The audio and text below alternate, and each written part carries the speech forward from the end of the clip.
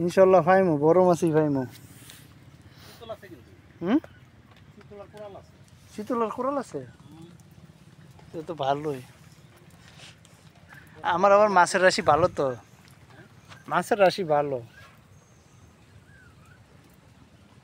মনে করছে সারাদিন বইও 2-4টা পাই না।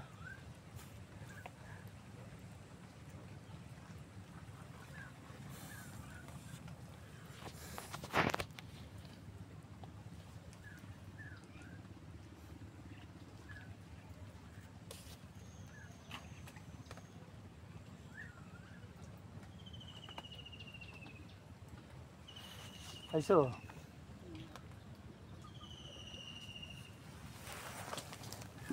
বিসমিল্লাহ করে টানি, বিসমিল্লাহ। তুমি কি খোট ধরো নাকি এমনি টাইনা মাছ উঠাইতেছ? এমনি টাইম না মাছ ওঠে, খোট মোট বুঝি না।